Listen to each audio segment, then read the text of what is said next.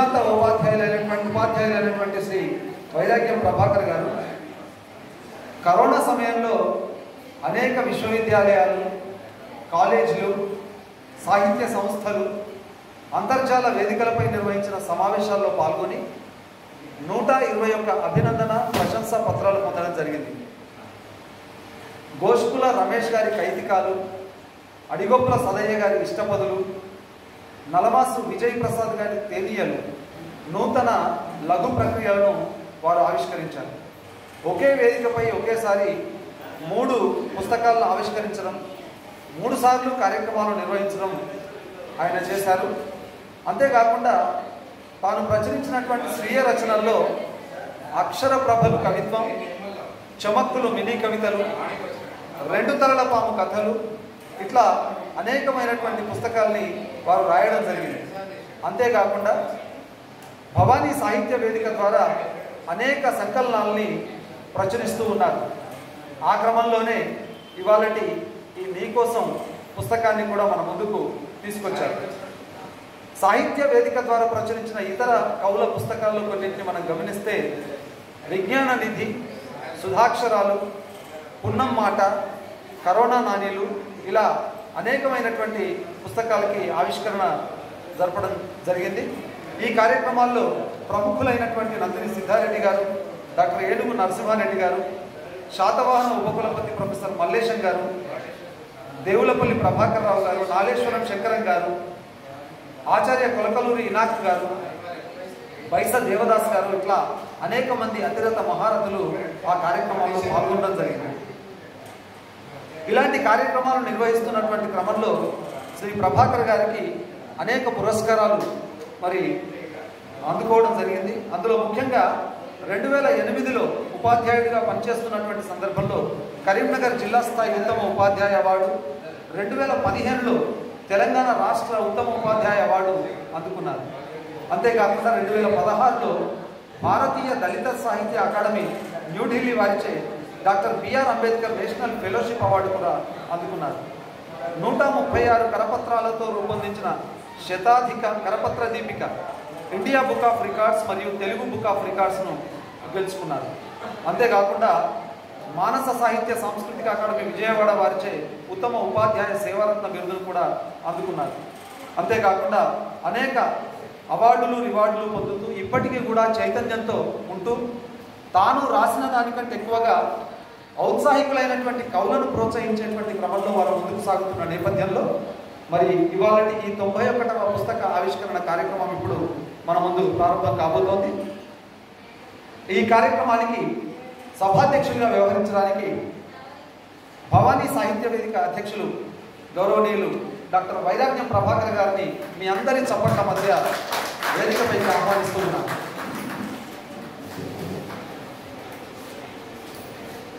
ఇక ఇలాంటి కార్యక్రమంలో మనకి చందమామతో రచయిత అయినటువంటి ఒక గొప్ప కవిని మరి ఈ సందర్భంగా మనం చూడబోతున్నాం. చిరిగిన చొక్కా అయినా తొడుక్కో, మంచి పుస్తకం కొనుక్కో అని ఒక నానుడి. ఆ బాలుడు మాత్రం పాఠశాలలో విరామ సమయంలో చిరుతిళ్ళు కొనుక్కోవడానికి ఇచ్చిన డబ్బులను దాచుకొని చందమామ మాసపత్రిక కొనుక్కునేవాడు. 2 ఏళ్ళు తిరిగేసరికి కథలు చదువుతున్నప్పుడు తానే ఎందుకు రాయకూడదనే ఆలోచనతో మొదటిసారి ఒక కథను రాశాడు.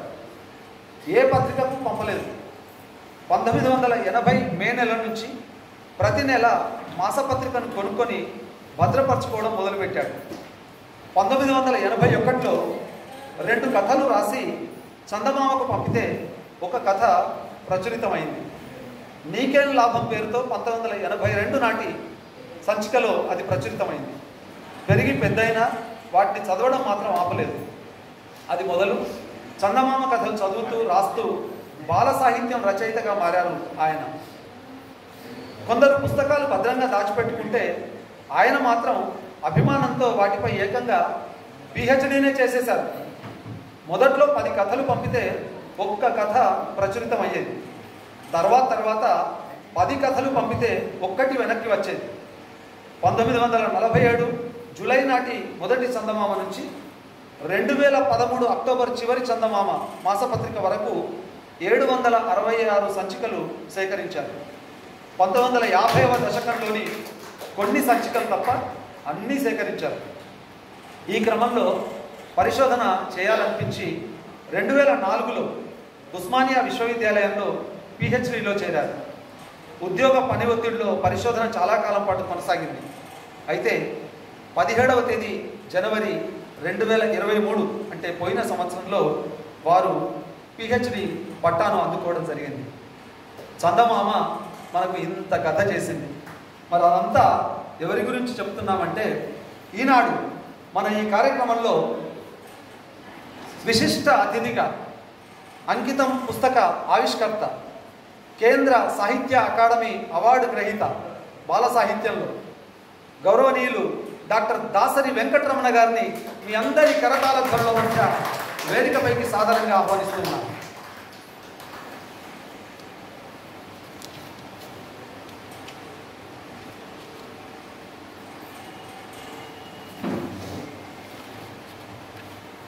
ఇక ఈనాటి కథానాయిక భవానీ సాహిత్య వేదిక ద్వారా వారి భావ సాహిత్యం అంతా కూడా ఇప్పుడు మనం వినబోతున్నాం, చూడబోతున్నాం. శ్రీమతి కోరుకంటి బ్రాకెట్లో మెన్నేని మీకు తెలిసే ఉంటుంది. శశి కిరణ్మయి గారి నీరాక కోసం కవితా సంపుటిని మనం ఆవిష్కరించుకోబోతున్నటువంటి తరుణంలో శశి కిరణ్మయి గారిని సందర్భంగా మీ అందరి చప్పట్ల మధ్య వేదికపైకి ఆహ్వానిస్తున్నాం.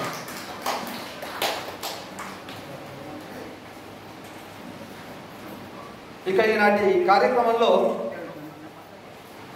ప్రత్యేక అతిథిగా శ్రీమతి ఎం సరస్వతి గారిని మరి వేదికపైకి రావాల్సిందిగా కోరుతూ ఉన్నాను. వీరు మహిళలు, పిల్లలు, వికలాంగులు, వయోవృద్ధుల శాఖ జిల్లా సంక్షేమాధికారిగా ఉన్నారు.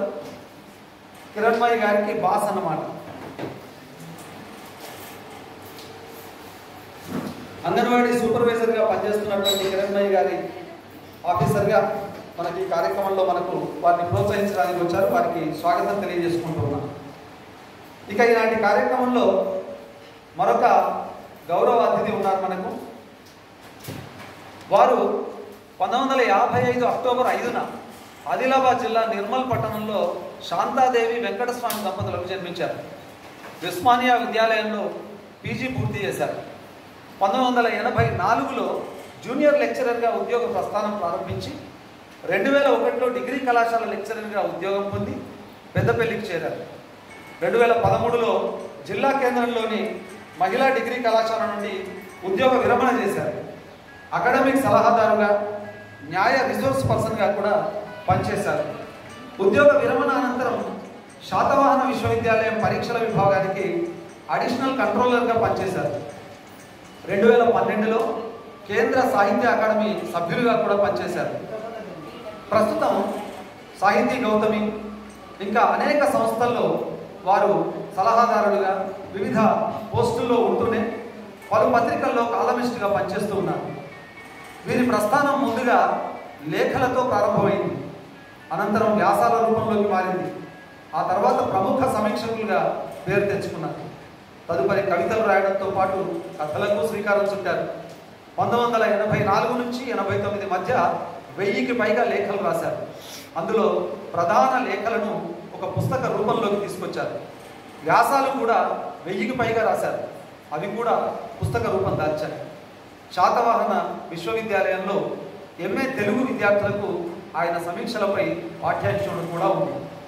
వీరు నానీల సంపుటి, చిటికెలు, అక్షరం సాక్షిగా, శబ్దలయ, సంవీక్ష, దర్శనం, సురుల్లేఖ, నానీల కౌల డైరెక్టరీ, వ్యాస సంపుటి మధురాక్షరి, పరిష్కారం ఇలాంటి ఎన్నో పుస్తకాల్ని, గ్రంథాల్ని వెలుగులోకి తీసుకొచ్చారు. అంతేకాకుండా విద్యా సరస్వతి పురస్కారం, అలిశెట్టి స్మారక పురస్కారం, తడకమట్ల సాహితీ పురస్కారం, కాళోజీ పురస్కారం, దాశరథి పురస్కారం, జాష్వా పురస్కారం, ఇంతే కాకుండా వీరు చాలా అంటే ప్రేమగా ఇష్టంగా కోరుకున్నటువంటి ఒక పురస్కారాన్ని కూడా అందుకున్నారు.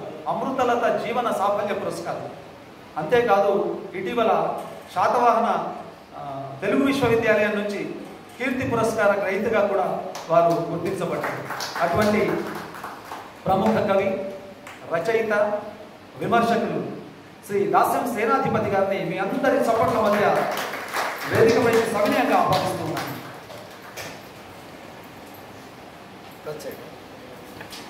వెల్కమ్.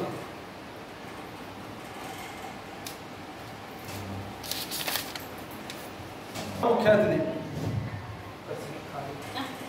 ఈయన పేరు చెబితే అక్షరాలు అల్లుకుంటాయి, మాటలు తూటాల్లా పేలుతుంటాయి, వాక్యాలు వాటంతట అవే వరుసబెట్టి వాగులై ప్రవహిస్తాయి. అటు ప్రభుత్వ ఇటు ప్రభుత్వేతర వేలాది కార్యక్రమాల్లో వ్యాఖ్యాతగా, రచయితగా, అప్పుడప్పుడు గాయకుడిగా తనదైన శైలిలో తన ఉనికిని చాటుకుంటారు. తాను లేని కార్యక్రమం ఉప్పు లేని కూర వంటిదని ప్రేక్షకులు శ్రోతలతో అనిపిస్తాడు. జాతీయ, అంతర్జాతీయ స్థాయిలో వేలాది ప్రశంసలు, వందలాది పురస్కారాలు అందుకున్న మాటల మాంత్రికుడు. ఇటీవలే తెలుగు విశ్వవిద్యాలయం కీర్తి పురస్కార గ్రహీతగా మనందరికీ తెలిసినటువంటి శ్రీ మాడిశెట్టి గోపాల్ గారిని మీ అందరి చప్పట్ల మధ్య వేదికపైకి సాధారణంగా ఆహ్వానిస్తున్నాను.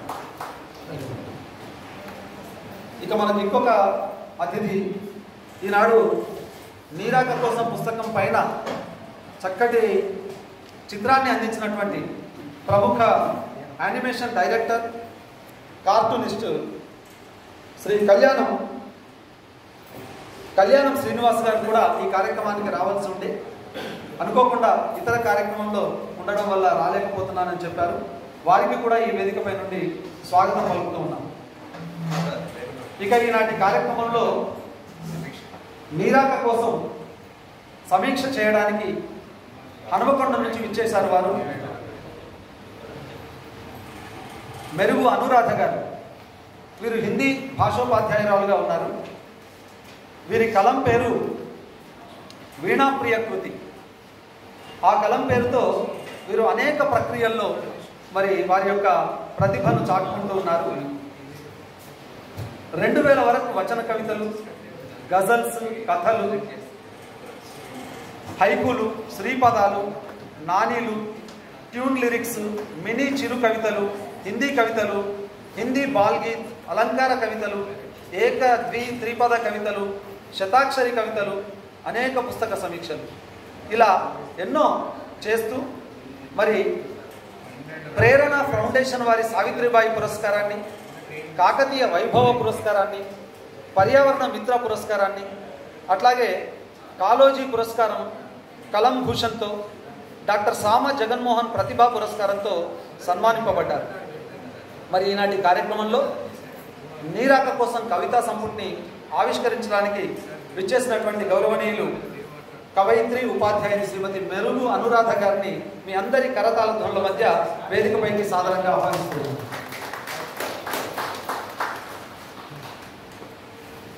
ఇక ఈనాటి కార్యక్రమంలో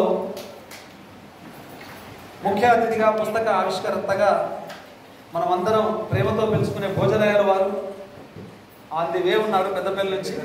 వారు వచ్చిన తర్వాత కార్యక్రమంలో పాల్గొంటారు, పుస్తకాన్ని ఆవిష్కరిస్తారు. ఈలోపు కార్యక్రమాన్ని నడిపించాల్సిందిగా గౌరవ సభాధ్యక్షులు వైరాగ్యం ప్రభాకర్ గారిని కోరుకుంటూ సెలవు.